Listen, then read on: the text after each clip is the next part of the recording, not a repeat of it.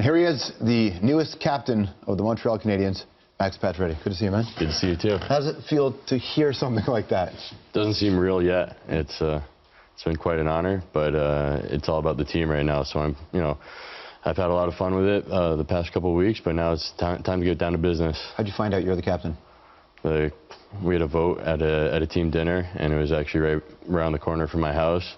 So as soon as they tallied up the votes, Michel Therrien and Berge came over, and they told me the good news. So it was a very exciting moment. You would think, though, that your head coach and your general manager would know where you live.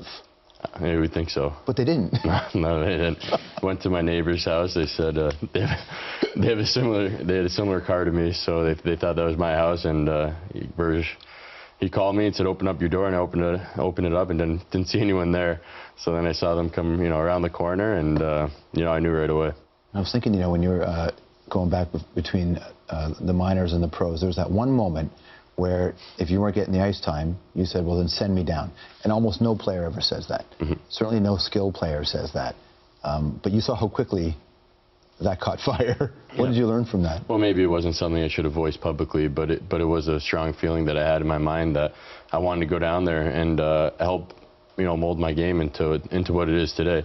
And when I said it publicly, obviously I got some different reactions, but I think it forced me to go out there now and not just talk, but prove myself. And I was able to do that. And, like I said, maybe I would have taken it back and, not said it publicly, but it definitely was a time in my career when I had to look in the mirror and say, now it's time to perform.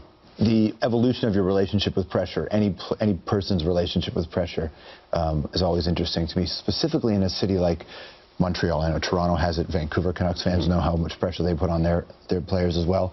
When you first got to the Habs, did you have any idea what this was going to be like? No.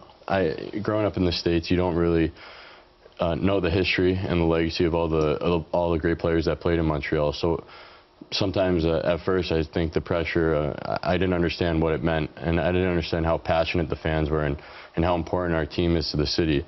But as you grow as a player and you realize how important we are and how much of a difference we can make in everybody's lives in Montreal, I realize that I enjoy this pressure, and I expect myself to be at the top of my game every night, and so does everyone else in the city, and I think that's what makes me perform as well as I can more often. So what's scoring on your first shift in your first game feel like then with that jersey on? It was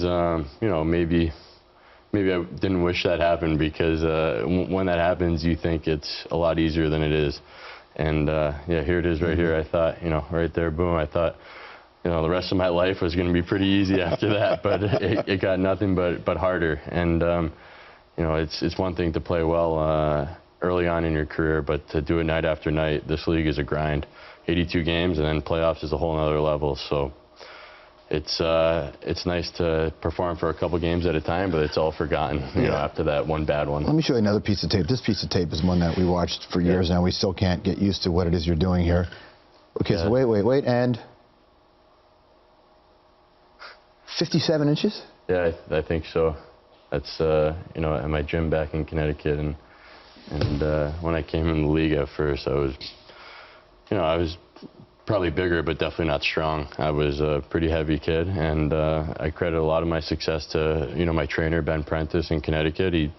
I think he really helped me take my game to the next level, and that's a good example of it right there. So I know you can't get specifically into what happens with certain players, but there's a situation on your team where a young player, runs into a tough thing. Mm-hmm. This is the sort of thing the captain's going to have to deal with, isn't it? Yeah, it is. And 2 weeks after I got named captain, this happened, and I was very surprised at the support that the whole team has given Zach and has given me through this time, because, like I said, this is a committee approach we're having, and that was a good example of it when that happened. What's your expectation for the team this year?